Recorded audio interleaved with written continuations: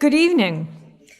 I am Joanne Delaneva, the Academic Director of the London Global Gateway and Professor of Romance Languages and Literatures at the University of Notre Dame.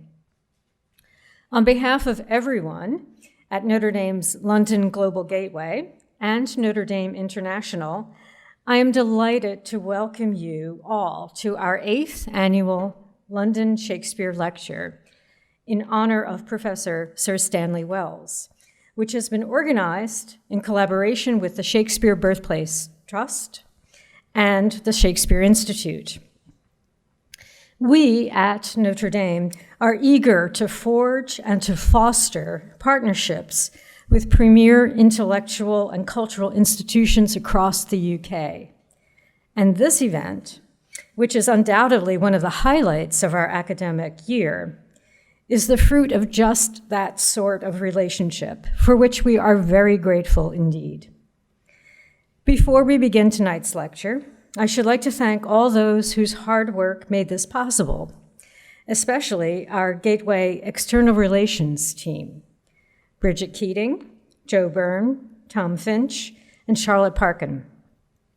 Thanks also to Boyka Sklova, who has worked tirelessly on this project. So let me now turn this over to Boyka, who will introduce tonight's speaker. And welcome. I have the pleasure of introducing tonight's speaker, Professor Russell Jackson from the University of Birmingham. Russell is someone who has made and is making important contributions to Shakespeare studies, as well as to the history of performance and film. The present continuous tense in this case is apposite, as the stream of his publications flows with almost distressing regularity. His web profile on the Birmingham website describes his interest as focusing on the relationships between text and performance.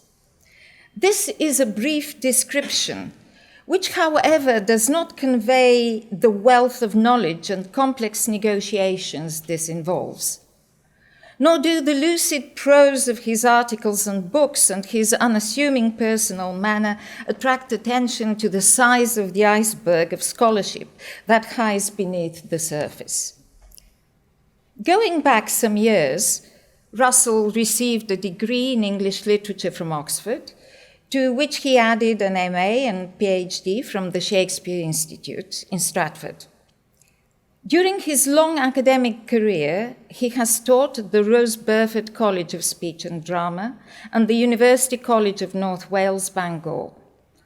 Then, for about 20 years, he worked at the Shakespeare Institute, was for a period its director, then he moved to a chair at the University of Birmingham. Throughout this time, along with research and teaching, Russell has been involved with the processes of producing Shakespeare. He has collaborated with some of the major British directors and actors as an advisor and consultant in the production of both stage plays and films. Thus, tonight, we have with us an academic who is versed in critical and textual theory, in the history of Shakespearean performance, and in the nitty-gritty of stage practice and filmmaking. Russell's work bridges the gap between academia and the professional worlds of performance. As an editor of the Players of Shakespeare series, he has done much to render actors visible to academics. The Oxford Illustrated History of Shakespeare on Stage, where he is again one of the editors, sets side by side academic scholarship and actors' insights. His latest book, which came only 2 or 3 months ago, is dedicated to the work of one of Britain's great contemporary directors, Trevor Nunn.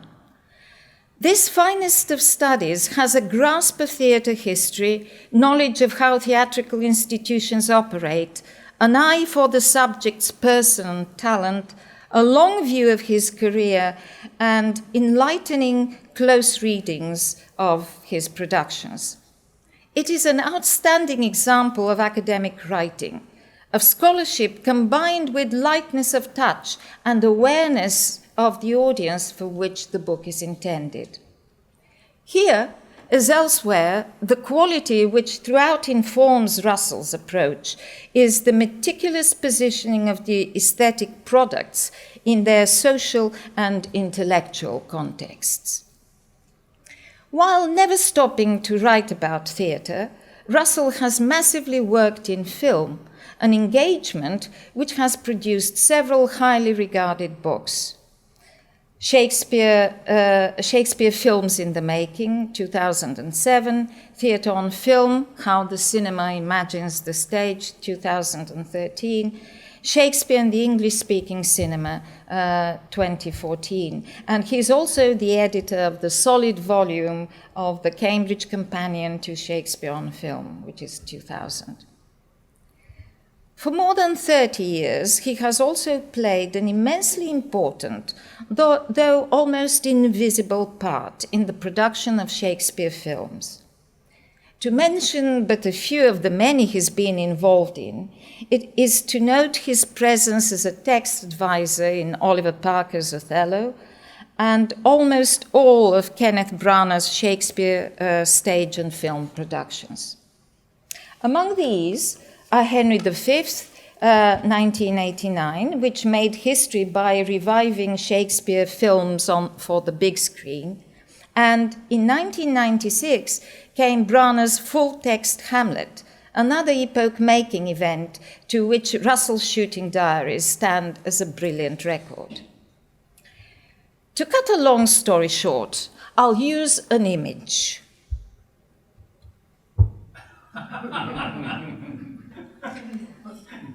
Sometimes a single image can tell a larger story, and I believe this is one. Here we have a screenshot of Love's Labour's Lost, and it shows a studious gent sitting on a bench in an autumnal landscape while young ladies sing and dance in the foreground. Okay, you've already guessed, the gentleman is Russell himself, giving a lift to what Branagh thought at that moment was a boring background. So he needed somebody there to make the shot more interesting. There were no extras that day on the set, and Russell had to stand in for that person on the bench that lifts up the boring background. So I'm thinking of this in a slightly different way. What is an example of trivial exigency is also in a way, a metaphor. A metaphor for Russell's background presence in many Shakespeare films and productions. A presence which, though invisible, somehow enhances their overall quality. Few people are better positioned to tell us how one works with Shakespeare, whether in the classroom or on the film set, than Russell himself. And please welcome our speaker, Professor Russell Jackson. This is a relatively informal talk more than a lecture. A good lecture should start with a firm basis in theory and move through carefully studied examples to a conclusion. That's what we always tell graduate students. This contains no theory. It does work through some examples. There is some kind of conclusion.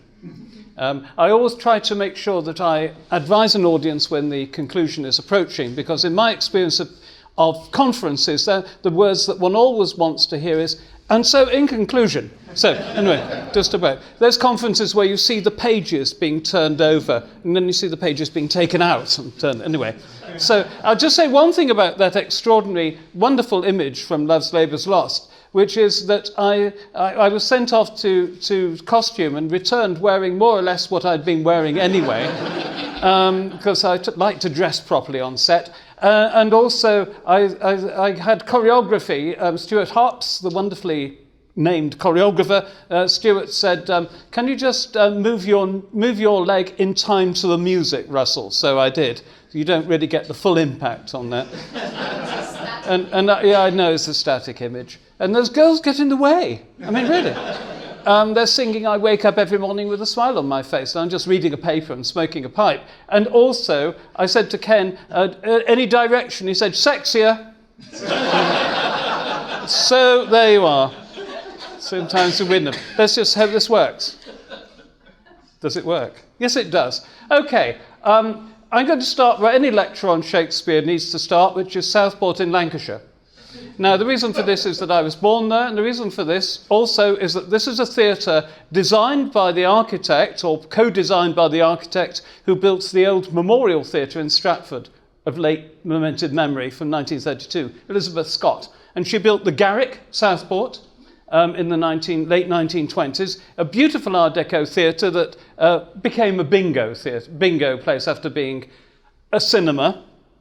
But I mention this because the autobiographical element of this will come in and out of what I'm going to say.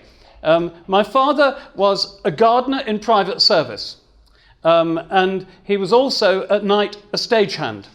And you could do that for 10 bob a night, or it was a good wage for casual work. And so my first experience to the theatre was here. And it was an experience of the peculiar atmosphere of the backstage. And one of my first memories of that is being carried across behind a brilliantly lit drop in front of which some speciality act was performing. And I remember distinctly, I was about 4 or 5, being worried that people would see me. I've overcome that since, but there we... But one thing that's going to come in and out of what I'm going to be saying is the different ways in which one perceives things as an academic, the different aspects of it one has in mind as an academic, which includes how one understands the evidence of performance and archive material, and also how one then moves this into teaching. So there is an element of these things going backwards and forwards. But to go, well, that's gone backwards. It's going very well, isn't it? Yeah. Just to go backwards a little bit further to the summer season of 1954 or 5, this is the theatre staff of the Garrick Theatre Southport, ready for their outing to Harrogate. Now, this was an outing at which it had been decreed that no children should be admitted. My parents took me to it. So there I am, next to what I can only imagine is the theatre manager in the front row, and my parents are over on the extreme right-hand side. But from a theatre historian's point of view, this is interesting as one of the few images you get of the front of house and permanent staff of a theatre in the 1950s. Think about it that way, and one's looking at a historical document, not just something I happen to have on my wall, actually, at home.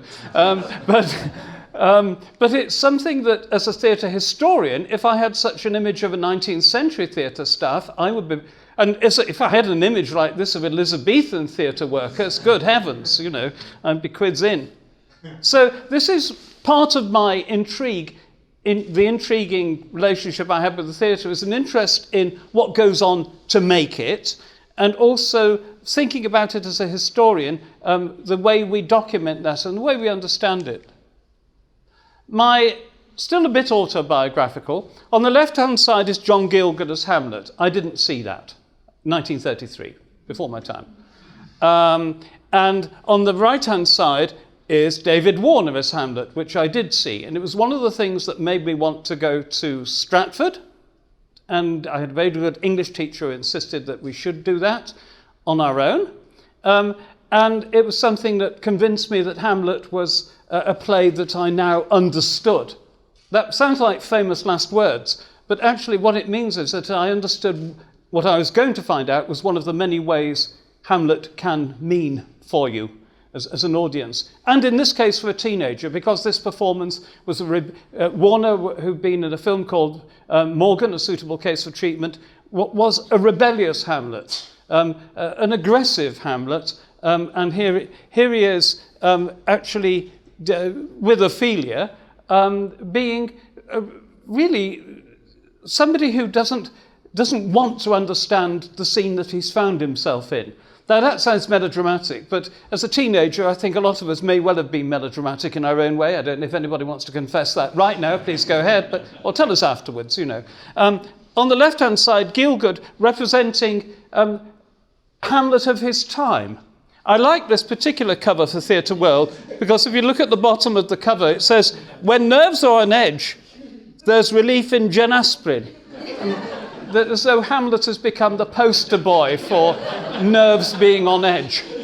If you fast forward to the mid-1990s, when Kenneth Branagh was co-directing a radio production of Hamlet with a wonderful radio director called Glyn Dearman, the first day, the first read-through, Glyn said, "Well, he's got a lot on his plate, hasn't he?" Okay.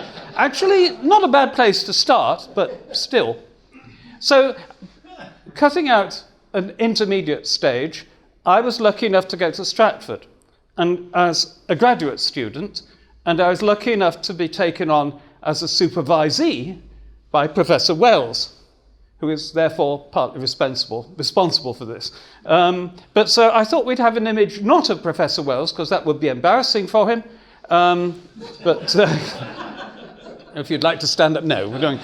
But of John Dover Wilson on the right-hand side, and many of us have read Dover Wilson without knowing what he looked like, and maybe you deduced he would look like that from reading the books, but that's unfair.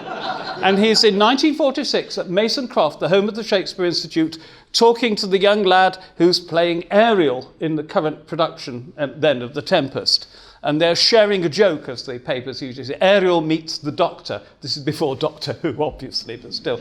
But I rather like this because it's one of those things that juxtaposes the theatre and scholarship. And something else that does that is the fact that a number of actors I've worked with and directors have found that Dover Wilson's writing about Shakespeare, particularly what happens in Hamlet, have been extremely valuable to them in a way that many other subsequent, more differently sophisticated academic books have not been. Patrice Chéreau, the French director, no longer with us, alas, but is a marvellous director, very much a French left-back intellectual of the 1960s and subsequently a man who yielded to nobody in his obsession with theory, is somebody who also had what happens in Hamlet translated for his cast, a fresh translation made for his production of Hamlet. So, in the rehearsal room, this is an image that I've chosen because it is actually taken in a rehearsal room.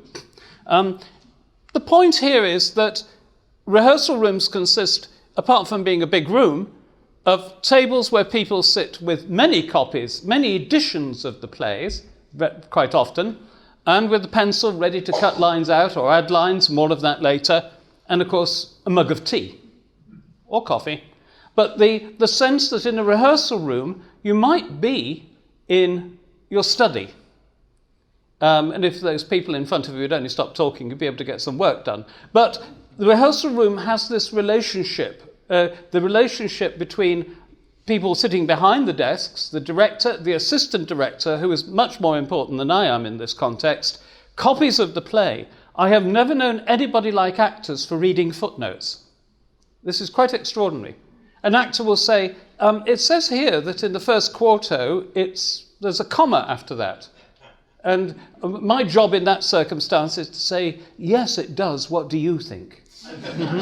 And there's a very nice image in a documentary about the making of Branagh's Hamlet, in which it looks as though Derek Jacobi and I are having a deep conversation about the significance of the scene between Laertes and Claudius, because I'm leaning over and Derek is looking very intent. And what Derek has just done is to say, from his immense knowledge of the play, I don't think there should be a comma here, But I like the idea that it's an image as though I am a trusted advisor, or an attendant lord, or something like that. Anyway, in a rehearsal room, the footnote never goes away. The actor's study of the play, nowadays certainly, is something that can be relied on to be very thorough and also to be very open. And that's something I particularly enjoy with rehearsals. It's something that I think that's why a lot of actors will say rehearsal is the best time. When you get to performance, then, it has its advantages, but rehearsal is extremely enjoyable because you can play around, you can make mistakes, you can go back, you can change things. Changing things might include sometimes finding a speech is too long, and I'm always open to that. I've sometimes actors will, and others will assume. Somebody once said to me, what do you do? Do you tell the actors what it means?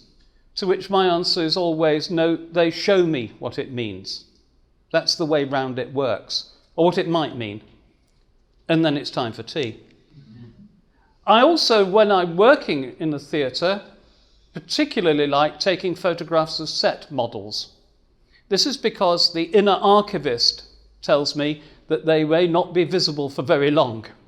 They may be taken apart, they may be folded up, or otherwise destroyed. So here is a set model for Richard II at the Donmar studio some years ago. And these are very valuable because what happens at one point in the rehearsal, at the very beginning, at the meet and greet session, that the set model is there and the director and designer will talk through it.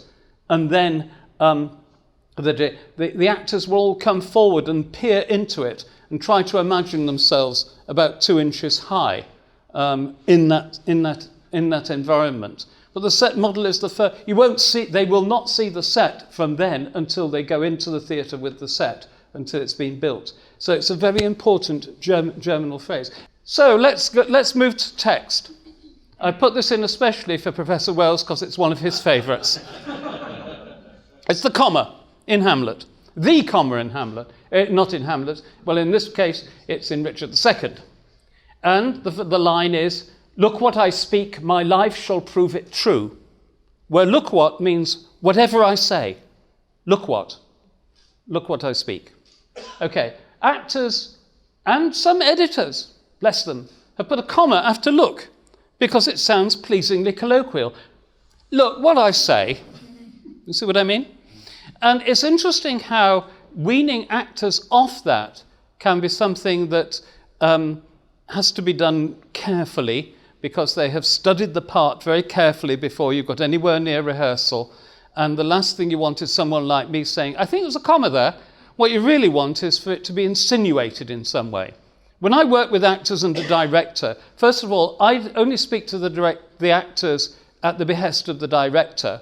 I don't intervene. But if the director says, "Can I have a word with so-and-so about," just go, and there's a way of going through the speech where you say, "Oh, by the way, I wonder about that comma. And what's for tea?" I keep mentioning tea because this becomes remarkably important in some cases. Films have a lot to do with catering. There'll be more of that in a few minutes, and there will be an image of catering in a few minutes. Something to look forward to, anyway. Or, what words are you going to change?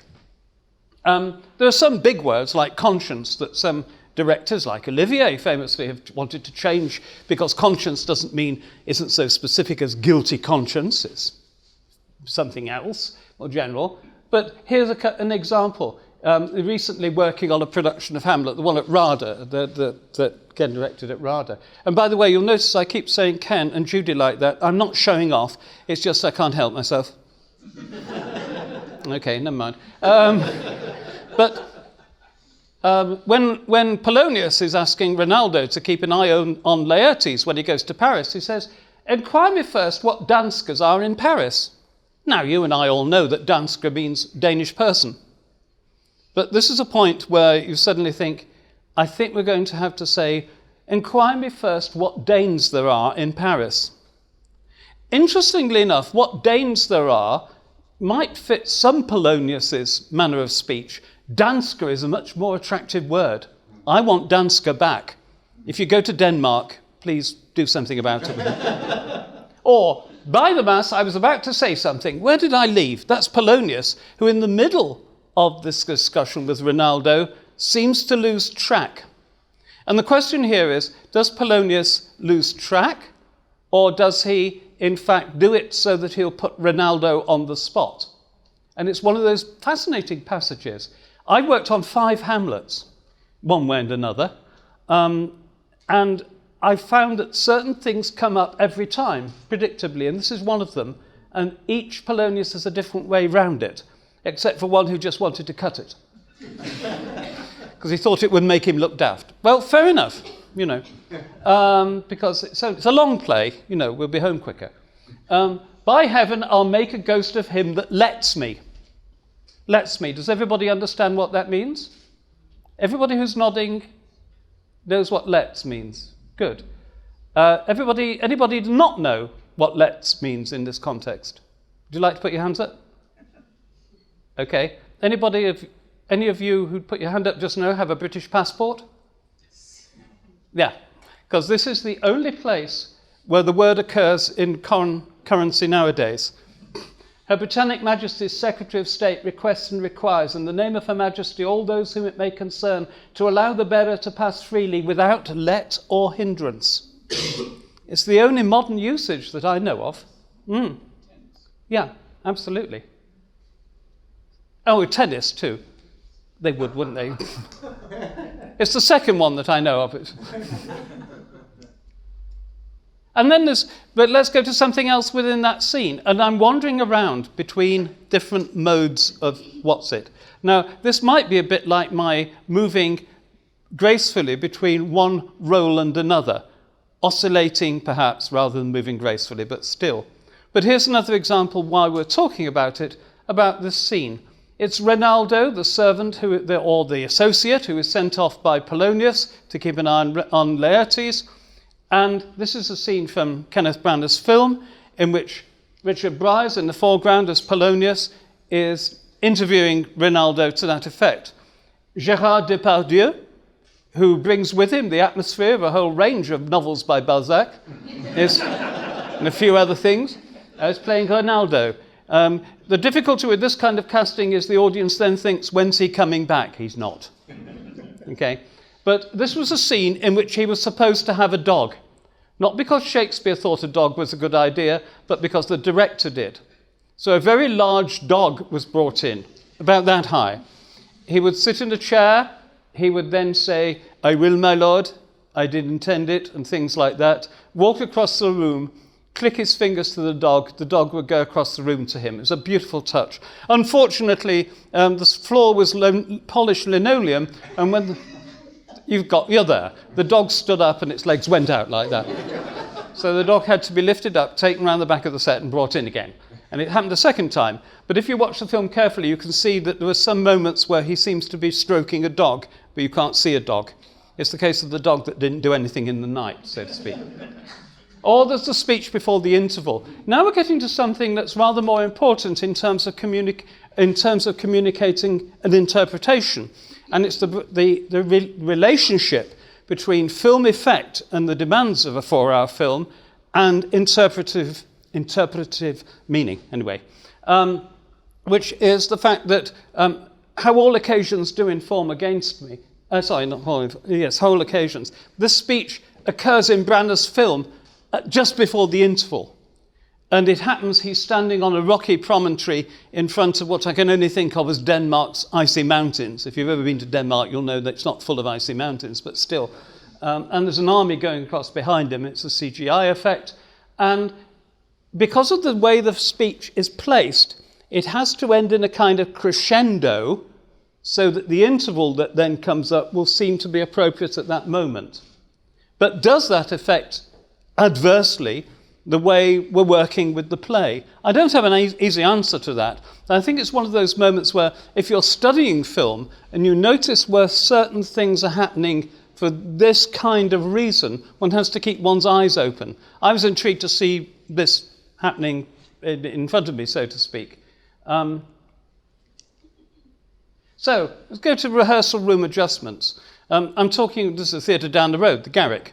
And this is when there was the Winter's Tale and a number of other plays, and then Romeo and Juliet. And I'm going to be talking a little bit about those plays.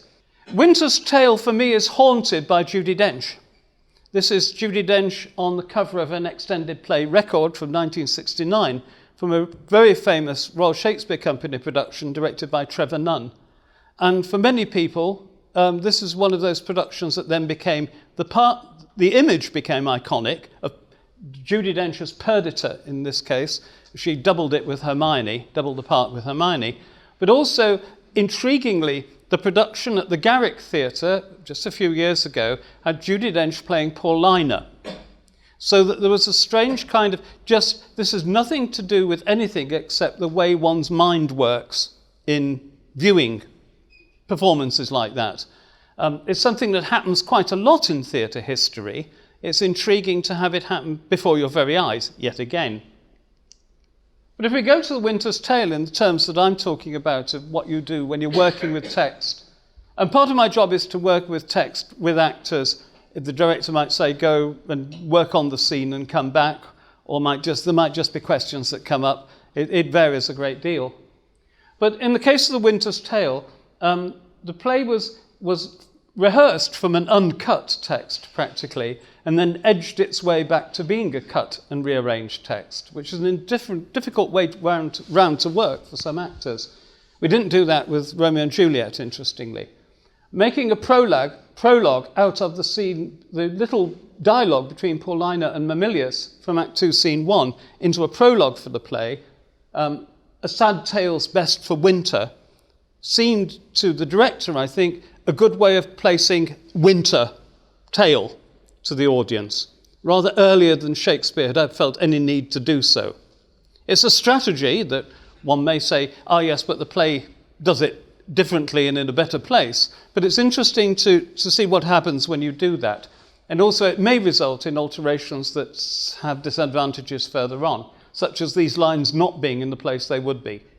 It's a bit like taking out the first scene of Hamlet, which can be done, but Hamlet starts wonderfully with that great question, who's there?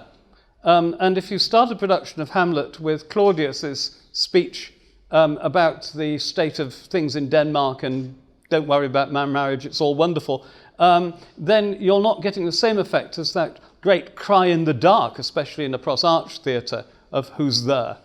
Still, Paulina then appeared in this production as Time, who appears as a figure in the middle of the play. She appeared as Time, so that Paulina, Time were elided, if you like. Again, it's an interesting strategy. I'm not sure myself, in retrospect, whether the point about that is it's so good to have Judi Dench speaking anything that if she'd come on at the beginning of the second half and recited the London telephone directory A to B, you'd have been quite happy, you know. So the Time speech was a gift. But then we open in Bohemia, where the play moves, with Autolycus, rather than going back to Sicilia. Now, to cut to the chase with this, it means that what was happening there was the director, Kenneth Branagh, did not want to start in the second half proper with a scene back with two men talking in a palace room. He wanted to get straight on to the wide boy, Autolycus. Something rather more subtle occurred with Paulina's decision in Act 5, Scene 1. Paulina decides, there's no explanation for this explicitly, that it's time for Leontes to be told that his wife is not dead, but is there, and there's a statue representing her, and so on. But there were no lines to actually say that explicitly. There's no moment for her. What happened was that he's in the middle of saying, I'm never going to marry anybody else now. He says it several times, so 3 times, I think. While his courtiers are saying, you really must get married again for the sake of the king. No, I'm not going to do it. And I looked across the rehearsal room and saw Judi Dench as Paulina realising, Paulina, was realising now is the moment to tell him, after 16 years, that this is not the case. But it was very peculiar because, and I said to Ken, I've just seen this, and he said, have you said anything to her? And I said, no, I don't want to. No, I don't want to raise that with her, because my understanding is that wouldn't have been a useful thing to do. But also I think it was intriguing that on stage, I could see it happening on stage. When you watched the live broadcast, it was invisible. That sometimes happens. But it was an interesting moment of an extra textual moment that was very, very important. And finally, there was the trimming of the description of the offstage encounter a great scene that Shakespeare did not write but has people describe, which as we went through rehearsal over 2 days got shorter and shorter. Because one of the things you do is cut a lot. Romeo and Juliet. How do you deal with the prologue? Who speaks the prologue? That was one thing that was dealt with in this production. A number of different ideas were tried. The whole company, each speaking one line, and so on. We worked through a number of variants of that, rather than having a prologue. But this production was set in 1950s Italy, inspired by Italian cinema of the 1950s. And so that had to be accommodated. The opening scene was 2 people, this is a quote from the altered script, 2 people compete to secure a cafe table. Well, we've all seen that happening, and that can easily lead to bloodshed, can't it? Just get your computer out of here. Yes. You've been there for 4 hours. Juliet sang at the party, which was an interesting aspect of Juliet's character. She had a song. The balcony was, the misspelling. But the height of the balcony is an interesting question. There is no balcony in Romeo and Juliet. I'm sure you all know that. There's a window. She's above. There is no balcony. Nobody ever mentions a balcony. They may have built one in Verona, but no, there never was. But in our case, there was a problem with the height of the balcony, which I'll come to in a moment. The Apothecary Scene, where Romeo is buying the drugs from the apothecary, it was decided that we didn't need the whole scene. That's really very radical and rather tough on the apothecary. But since the apothecary was also playing Peter, who was P-E-T-A, and a woman playing the Peter, anyway, everyone was happy in the end. The explanations in the final scene of Romeo and Juliet are one of those moments where the audience may be looking at their watches or thinking how good gin and tonic is. And then the verbals. I quote that, put that on there because will and shall get mixed up very much by actors. It's not surprising. Most of us don't use will and shall with much distinction nowadays. I'm not going to try and describe the distinction, but it's something that, if it's there in the text, you need to get it right, I think, even if you've done all the other stuff that I've been saying. The other one was Laurence cell. Now, it's Friar Laurence cell, where the apostrophe at the end of Laurence indicates is his cell. You do not say Friar Lawrence's cell because that adds an extra sound to the line. But it's amazing how actors will want to say Friar Lawrence's cell. No, it's not. In Elizabethan English, it might have been Friar Laurence, his cell, but still. So it may seem to you that it's taken me longer to describe that than it would to actually listen to it. That's also true. So rehearsal room. I thought you'd like a rehearsal room picture. This is the rehearsal room set up for Romeo and Juliet at a rehearsal studio south of the river and in use. These are surreptitious photographs taken by me without any copyright consideration or contractual arrangement, in which the discovery of Juliet's body is being rehearsed, with Lily James being Juliet's body and Rob Marshall, the co-director, supervising it. But this was important as a construct because when we got into the theatre, this was the permanent set. Now, I mentioned the body. This is a set. This is a set for the tomb, in fact, but this is a set for the balcony. It's not a balcony, it's a kind of balustrade that came up through the floor. And the problem with that is that if Romeo is downstage here, just where that lamp is, you can see over there, there's a mug, there's a lamp. If Romeo is just over here, he can't be looking up very much to Juliet because she's too much on the same level. And it raises that question about, why doesn't he just go and talk to her then? And I've seen this done on a bigger scale. There was a production by Terry Hands at Stratford in 1973 where the set looked like a footbridge on a railway station, and Romeo thought, why don't you just walk up the stairs? Why do we have to go through all this? Anyway, he was very inhibited. Interlude. Homage to a designer, Christopher Oram. I've mentioned sets. I think they're works of art in themselves, and I just got a few set models. This is a set for King Lear at the Donmar Warehouse, influenced strongly by the artist Ansel Kiefer, so that this wall here at the front is actually facing the very narrow foyer at the Donmar. So as you walked into the world of Lear immediately, this world of distressed black and white. This is Chris's set for A Midsummer Night's Dream at what is now the Noel Coward Theatre, a permanent set for the play. And permanent sets can raise problems with this, not least the unvarying presence of the moon in the set, but the moon and the palace and no trees. This is one of those no tree decisions that designers tend to be rather fond of. Wouldn't condescend to offer the audience a tree. As you like it, forget the trees. They're just saying, well, here I am in the forest. Yes, I know, but still. And this is from Macbeth in Manchester, directed by Kenneth Branagh and Rob Marshall again. And when it was done at Manchester, it was done in a church that's been deconsecrated and is used by the Manchester, the Halle Orchestra as a rehearsal room. But there were bleachers on either side, a sort of apse, church apse at the end, and a screen at the other end, which is where the witches appeared, a wooden screen, rather like a rood screen in the church. When it went to and that's the set realised, it's not easy to see, but we're in the bleachers looking towards the apse and the candles are being lit in the pre-show. Now, it's a smallish area. In New York, in the Park Avenue Armory, the same production revived, the Armory is about the size of 2 city blocks. It's quite extraordinary.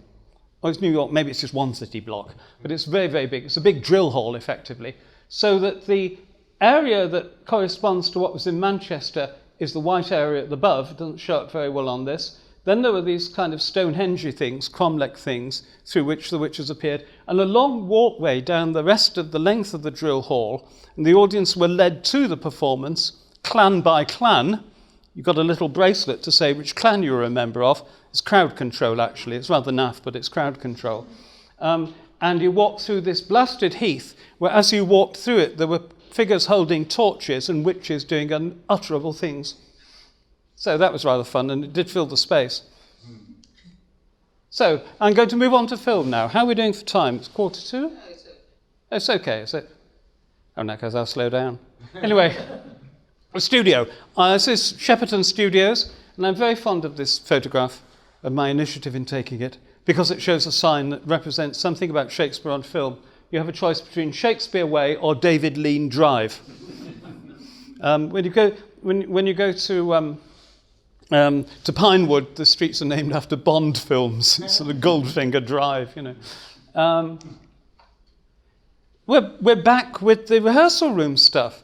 Now, a copy of the play, in this case the Folger copy, because it's small and easy to carry and very handy, and very well done.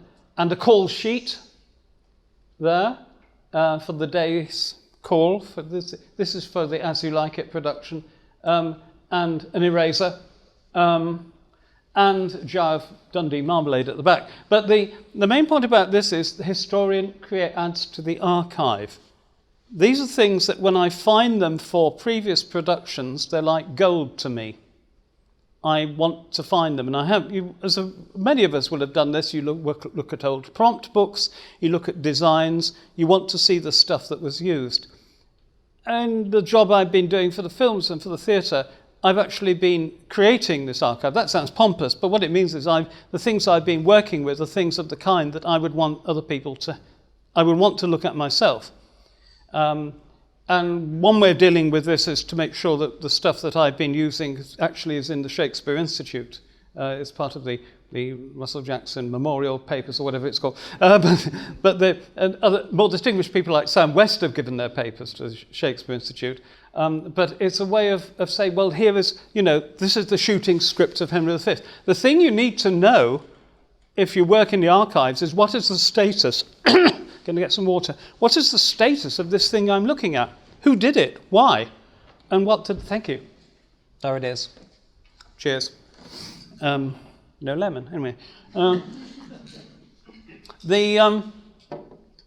One thing that I've become very conscious of is this business of trying to work out the status. It's rather like the status of any theatrical text. It's the same thing. At the moment I'm working on a book on Noel Coward, and I'm working through the Coward archive. And there, one is trying to establish what's the relationship between this script and another script and the finished play and the performed play. Well, you do the same. If you're producing this kind of material, you do the same thing. Quite a long time ago, I went to work to research in the Warner Brothers archive in Los Angeles, and also in the Academy archive in Los Angeles, which is fascinating. It's a building that looks like a Spanish missionary church, And in fact, it's a library. And when you get there, they say, oh, well, it used to be a water treatment plant, because this is Los Angeles, and they built water treatment plants to look like Spanish churches, but still. But there, you're confronted with, in the case of Warner Brothers, what's really great about it, and this is a digression, by the way, in case you were wondering, total bloody digression. Can you imagine there was a through line from which this is a digression? I don't know, still. What you really you find is that there were memo slips that said, write messages on these slips, spoken messages mislead, or something like that. And you think, thank you so much for doing that. What happens now about the emails by which such messages are conveyed? Where are they logged? That's a question I won't go into now because that's not really what we're talking about, but I find it intriguing. The other thing was that when I was working in the Warner Brothers archive, there was a shelf with a big box on it, a sealed box, and it said James Dean, not to be opened till 2022. Oh, right, okay. With the world waits. So you could book now, you know. So, sets. This is really a miscellany, but sets. You've seen one set, which was the Love's Labour's Lost set, featuring me and a few gals, which was a very beautifully made studio soundstage set. This is a found set. It's the villa from Kenneth Branagh's film of Much Ado About Nothing, Greve in Chianti, dressed here for the ball. But very often when location sets are used, it's intriguing. They have to be altered. In this case, it had to be painted a brighter colour of pink than the actual. It was authentic, but not authentic enough. Or it needed to be photogenic. And I think this is intriguing. People always talk about, if you're on location, they'll say, oh, so-and-so's on the set. The set is not the structure, it's the environment of the work going on. Luckily, bless you, luckily, days in the library can be achieved when you're making films. Kenneth Branagh's films, 2 of his films have very good libraries in them. Hamlet has a wonderful library, and this is the library in Love's Labour's Lost. And here is the assistant director, the first assistant experiencing what can happen to you so easily in a library. I don't know if anyone's aware of this. The thing about libraries on sets is that if you're anything like me, you want to read the books. You want to say, oh, well, I wonder what that is. Continuity, you do not move the books on the shelves, you know. Some of these books are really, really authentic, like old. Some of them were bound copies of the New Statesman and Nation and The Listener and things like that. So you could easily get very absorbed, or you could just sort of doze off for a little bit. A lot of that goes on. And, you know, that doesn't register, does it? We had I love the way, for films, things like this are made. It's a prop. It's the proclamation that is made at the beginning of Love's Labour's Lost, that the men are going to study and no women will be admitted. And copies of this, of course, were made. But also, we'll come back to that in a moment. This is the catering I mentioned. This is lunch on the penultimate day, just so that you know what you're going to be getting. Not fascinating, but still somewhere in film history, somebody is going to write a book about catering in the film industry, not me. And here, what I really love is the Lost Cat poster. The main set for this film is a college quadrangle, as if it were an Oxford college. Everything was done in great detail, even down to, in the porter's lodge, there was a notice board with fake notices on it, including this one for a lost cat, which is beautifully pathetic. Really very nice. There are also adverts for films with fictitious names, and the prop departments that produce these things do the most wonderful job. But then when you get props taken away from the film, when you get them outside the context of the film, they may not have much meaning from the point of view of a researcher, but it's intriguing to see how they work with the general overall impression. Even if watching the film, you would never see this. The actors would know, and they would know that they're in an environment that feels real. This is an environment that was real, filming as you like it, with trees. It's a very beautiful nature reserve, really. Not far from Gatwick, luckily. Here's David Oyelowo as Orlando standing on the mossy rock, which is so delicate that the moss on that is actually so important in terms of the history of moss, so to speak, that we had to be a bit pussyfoot around it. And this is also where it's a typical film shooting day. We've all seen these things in making of documentaries. What I particularly like is that in the case of this film, it looks as though everything takes place in rather nice spring weather. And it rained most of the time. And the magic of the movies means that you can get rid of the rain, the drizzle. And I rather resent that because it was pretty miserable standing in the drizzle. So in the classroom, briefly. I'm not going to spend much time here. Old plays, new media, comparing, contrasting, contextualizing, other words that begin with C like that. And one of my favourite images of a Hamlet, which is Ethan Hawke, wandering through Blockbuster video store in New York, walking down an aisle that has action films all the way through it. Talk about losing the name of action in Hamlet's soliloquy. But then we'll raise questions about film style and genre, which I find intriguing. I'm not going to develop these at length now because time presses, but still, they're fairly obvious ones. One is, in the case of Orson Welles' Macbeth, the strange mixture of the Gothic and the noir in that film, together with the fact that Wells seems to manage to dominate every shot he's in. He even turns up in the sleepwalking scene. You know, you want her to say, "You're not in this. Get off." Not now. Anyway, but you could see how, from the film studies point of view, this is particularly attractive, but also in terms of the way when you're writing about Shakespeare on film, you're doing a triangulation between whatever the Shakespeare is and whatever the filmmaker is doing. This is Caesar slain, Brutus Cassius, head plot in stabbing of dictator, mobs loot city, many die. Yes, it's Julius Caesar, 1953, and the publicity department produced a tabloid newspaper, which is, I'd love to have a copy of this. This is from a museum collection. It even has a society column. It has fashion notes. It has everything. And meanwhile, Caesar is being stabbed. So it's rather like the, you know. It's all right. Keep it in. We'll work with it. And this gets us into comparing Rome's. Julie Taymor's Titus, and a place calling itself Rome, as it says in the titles of Ralph Fiennes' wonderful production of Coriolanus in 2010, a title he borrowed from a play by John Osborne, in fact, in which Rome, the fact of Rome standing for somewhere else, somewhere now, is rather different from Taymor's strategy of creating a rather fantasized Rome, or the 1953 film, which is the one with Marlon Brando, creating what is recognisably what you might call a traditional studio Rome. And here is Ralph Fiennes, Coriolanus, out of his fatigues and dressed for the unwelcome hailing of him as a national hero. And here he is at the end of the film with his head shaved, where he's gone over to the other side, and he is among the urban guerrillas. He has gone over to the Volskis, who are, as it were, insurgents in this film. Nothing is absolutely specific in the film's use of time and place and the images, but the images are unavoidably those of what we unfortunately know now all too well. Images of the English past, going from Olivier's very stylized Henry V, which opens in the Globe Theatre, and then moves to the Book of Hours vision of France, medieval France. And this actually is a costume designed by Roger First for that production.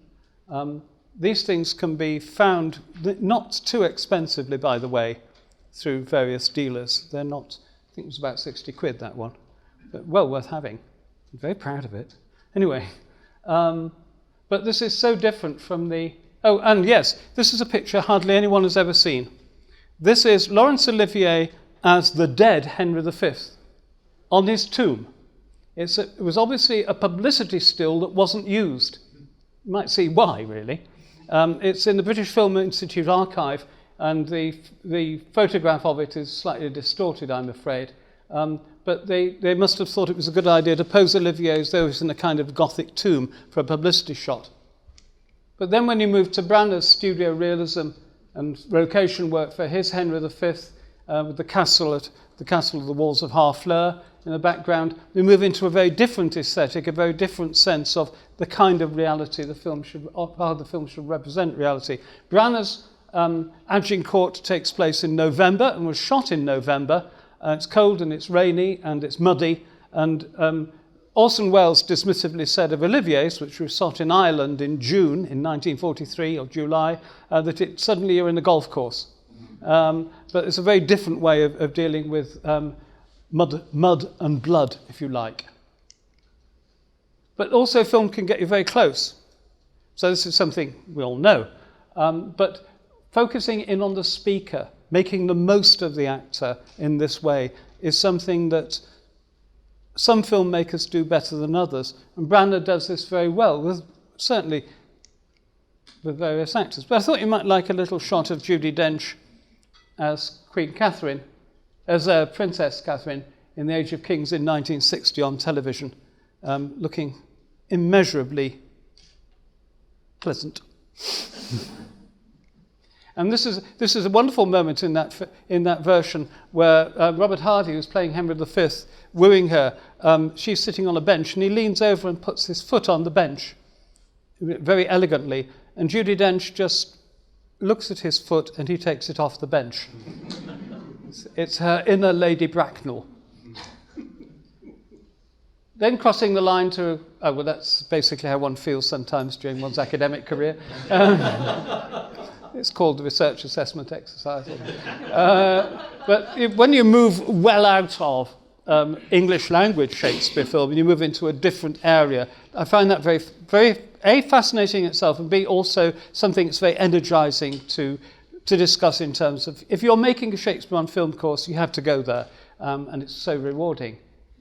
So this is Throne of Blood, which is the Macbeth version, with the Lady Macbeth and the Macbeth figure Toshiro Mifune in the foreground. And the wonderful Ran, Chaos, directed by the same director, Akira Kurosawa. Or as he's known in Japan, Kurosawa Akira, different order of their names. This is Lear leaving the castle, which is one of the most stunning effects I've ever seen, and it's not a special effect. They built a castle and then burned it. You only get so many takes to do that. And his version of King Lear includes a Lady Macbeth-like character, Lady Kaede. Your scheming destroyed the house of Ichimonji, they say to her. And off-screen, she's beheaded. And what you see is the blood splatter against the wall. It's one of the most shocking and violent. It makes Tarantino look so literal. And then if you could move on to China. I put this one in because one of the things one's doing with these films, I find myself, when with students, it's something you get different perspectives on, but it's the same thing, is that I took this film, Chinese film based on Hamlet, as being historically authentic. Because what do I know? And what people who do know about it say, no, it's not. It's all made up. It's intriguing because it's enormously impressive. You feel you're looking at an authentic picture of a historical period in China, and aesthetically it's extraordinarily exciting and pleasing, but Chinese colleagues said, no, not really. The same way that you get qualified comments on Kurosawa's representations of Japanese history. And then you can move into the really moving things over. It's one of the great Shakespeare films, well worth getting, in the sense that it's a great film that could only be made with Shakespeare, A Double Life with Ronald Colman, about an actor who really should never ever play the role of Othello, because he ends up, well, strangling a waitress, Shelley Winters, early career, and trying to strangle his wife on stage. And then he commits suicide. Sorry, it's a spoiler, isn't it? Oh, damn. But since you know the play, you can see where it might be going. This is a 1948 film, and it's a fascinating use of the Othello material. That brings me to what's approaching to be my final point, by the way. I did warn you that I'd be saying and finally. It's not quite unfinally yet, but we're getting there, which is that transpositions of this kind take you back to the whole question of what you make with the material. When I said working with Shakespeare in the title, you may remember some years ago now, What I was thinking about was the way we make things from Shakespeare, perhaps slightly the way he made things from Plutarch and Holinshed and a few other people, and a bit of help, but made things with an acting company. But one's making artistic products using Shakespeare. But somebody once said to me that it's a bit like working with wood. You can make what you want from the wood, but you have to respect the wood itself. You have to follow the grain. You have to know where that can take you and where it can't take you. And I think that in the widest construction one has of what you can do with Shakespeare, I think that's a useful metaphor. I think it's a useful metaphor anyway. And then, of course, there's the fast food. Has anybody seen Macbeth? Sorry, Scotland, PA, as in Pennsylvania? It's great, isn't it? I think so. It's Macbeth in the fast food business, and we have Macbeth's diner, and they want to get the secret. Sorry, I've gone too far. They want to get the secret of the best French fries ever. So yes, I couldn't resist that. The person who owns the diner before them is called Duncan, and what they do is that they literally by mistake actually, they dunk him in the deep fat fryer. It's a remarkably funny scene, if you can imagine such a thing. And the investigator, Christopher Walken, who comes in and sorts things out, takes over. He's Macduff, and he turns it into a vegetarian diner. So as a way of taking on Macbeth, it's not bad. And of course, Romeo. What could one do without Romeo and Juliet? Wherefore art thou, Romeo? Well, he's very cute. It's the garden gnome version. So, one thing I've done, I'm not going to go through this, don't worry. One thing I've done when I've been teaching Shakespeare on film is to get students just to write their own film, at least write the overview of it, and write a scene. And students very often say, if they're not film studies students, will say, oh, I don't know the technique, and say, it doesn't matter. The main thing is tell us what we see, and don't feel obliged to use all the lines. And it's a good way of getting into it. Don't worry about technical terms. Describe the period you choose. Convince me I want to see this film. The highest marks I found myself giving were I've actually said at the end of the assessment I've written is, I want to see the rest of this. Because that's what one demands of anything, I think. And in a performing Hamlet course I did, one thing that's useful to carry over to that I've found with drama students, rehearsing scenes, working as a group week by week. The point about this is living with the play for 10 weeks, even if you're not doing a complete production of it. 10 weeks only in 10 weeks of 2-hour seminars, but with one play, Hamlet is so inexhaustible from that point of view that it's very rewarding. And at the end of it, students say, can we do a production of it? No, you can't. Certainly you can't. But it's that kind of thing. And the learning outcomes. Nowadays, everything has to have a learning outcome. If you're an academic, when you propose a course, you have to say what the outcomes are. I used to like to think the learning outcome was you'll just be happier and wiser. We have a thing at Birmingham for publicity called Birmingham Heroes. Some of Birmingham Heroes. Are you a Birmingham hero? Oh, in that case, you see what I mean. But I think Birmingham, and it always says, we are doing this. And most of them are, we are devising a cure for cancer or something like this. And I want one for the drama department that says, we're making people mildly happier for 2 hours a night. We'll settle for that.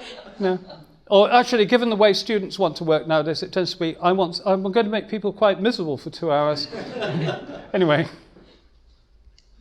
Finally, consulting the author. This really is the end, by the way. Well, nearly. It's the promised end. Not quite. So in Romeo and Juliet, has anybody seen this wonderful film? It's the great... we should talk about this after. This is one of my other faves. This is the Romeo and Juliet story told in terms of garden gnomes. Brilliant. And Romeo wants to change the ending because he doesn't like the unhappy ending. So he goes to consult the author. And he goes to the statue in Stratford-on-Avon to consult Shakespeare, who is voiced by who else? Patrick Stewart. And the author tells him that. So finally, ending with an anecdote. This is the penultimate slide, and there's a reason for that coming up. You can't see it, I don't think, but at the top of that page, there are 4 highlighted lines in green highlighter. And then on the next page, we come down to here. Where is it? At the top there are 6 more lines or so highlighted. And those are the lines that we used in the film. On the set, we found that the bridge between these, the gap that had been made, because it's quite a long one, the gap that had been made, the continuity between the line of thought in the speech wasn't there. So I was asked to write a line to go there. And I did, on the back of an envelope, literally. And it said, so constant and unspotted didst thou seem. And I was so proud of this, because it scans, it's real. And a couple of weeks later, I went to see A Midsummer Night's Dream, and I heard the line, "Than this spotted and inconstant man." In other words, it's as though Shakespeare was saying, just don't do it. Just use my line. It'll be all right. So the subconscious works. What's the moral of that? If you work with this stuff long enough, it doesn't mean you can write, also some people like John Barton, of course, famously have done, doesn't mean you can write your own Shakespeare play. Oh, perhaps you can, but it means that you get a sense of what's going to work in particular circumstances. And I find, as a researcher, that's particularly attractive and interesting.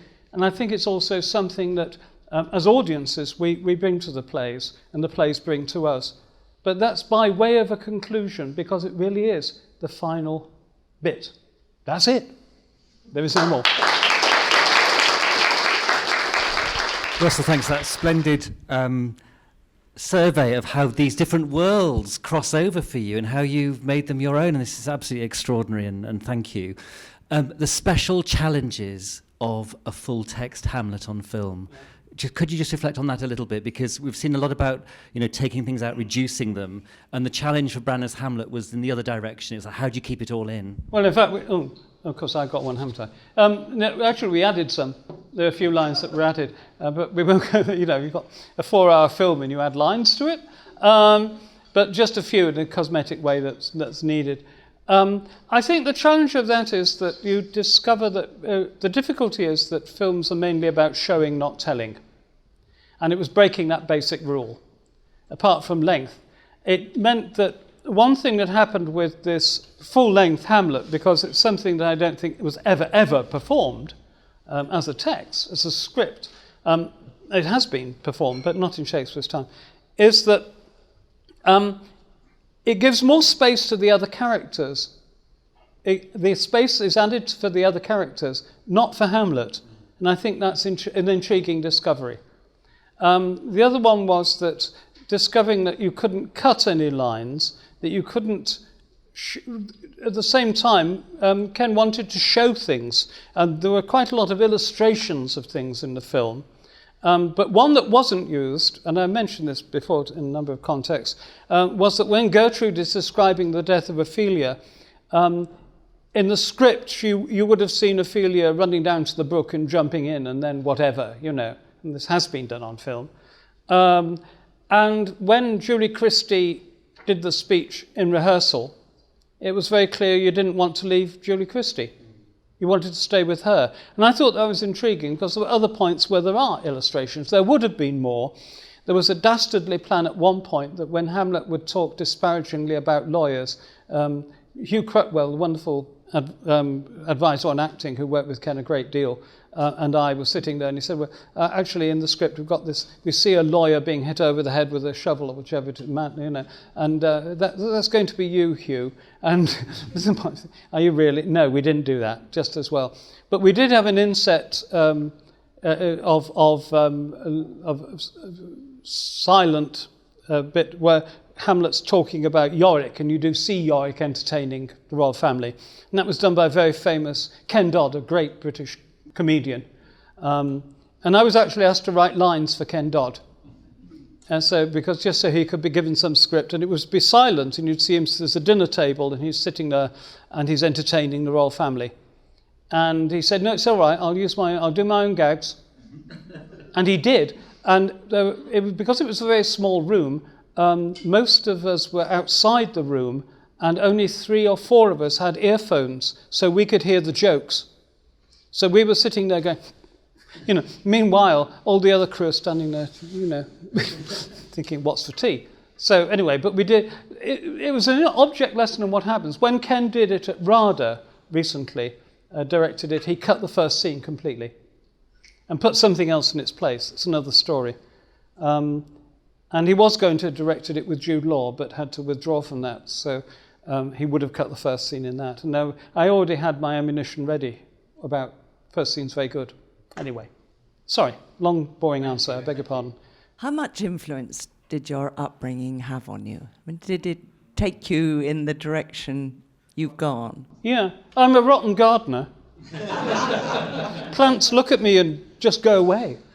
So my father, I spent a lot of time in gardens with my father, because he was a gardener. He wasn't, but theatre, yes, a lot. And also, I'm one of those people, many of us, who benefited from the 1944 Education Act, which made secondary education free.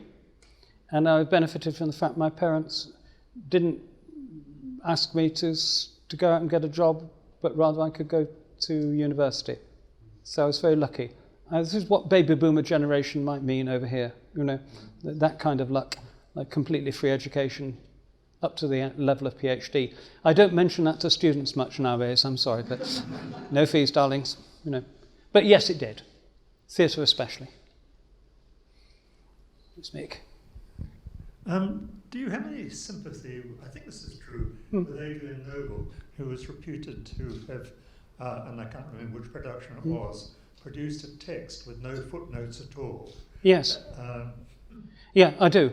I think what happens is that most directors want to have the text organised before they start work in rehearsal, and then they just produce a script without anything except the speeches and scene divisions and stuff. But you can guarantee actors will have brought their Arden with them, or other versions are available. The Cambridge, yes, okay, Oxford apparently do one as well. But actually all 3 will be there in the rehearsal room. So yeah, I have great sympathy with that, because actors like a clean page. But what they do is actors and directors like a clean page, and then they will write the notes on it. And very often they go back to the footnote, which is interesting. Yeah, thank you very much. I just wanted you to talk about Baz Luhrmann's Romeo and Juliet. I don't know if you've seen it. I have many times. Yeah, I just wondered, what is your favourite adaptation of a Shakespeare, and why? Leaving aside the ones I've been involved in, of course, Luhrmann's Romeo and Juliet, when I first saw it, 1996, I think, I said, come on, Jackson, he's not making it for you. Very important. Since then, I've come to like its energy and its vitality and its radicalism very much. And that's basically it. And I think it's also a film that could only be made by somebody who's absolutely intoxicated with the original and has to take off from it. I admire it very much. That's basically how I feel about it. Favourite one? I don't know. It varies a great deal. So I don't think I can really very usefully answer that. Not interestingly, and not in the next 30 minutes, So let me think about it. I'll get back to you on that. Anyone else? Russell, thank you for that tremendous performance, theory in action. One of the most exciting and riveting parts of that Branagh Winter's Tale was the setting at the beginning, I thought, in Sandringham, of the royal family watching a newsreel. And of course, the image was a tremendously powerful one. It was the Russian royal family with the Tsarevich being carried with his haemophilia, which of course we immediately connected with Mamilius. So my question is, it was such a powerful image that for me it rather overwhelmed the rest of the production. What is your feeling about the intrusion into the performance of those very strong historical references? I think it was a very difficult one, because you picked up the specificity of it very clearly. I think it was thought of in a more general way of being happy times in the royal family. And this was in the context of a Christmas celebration too.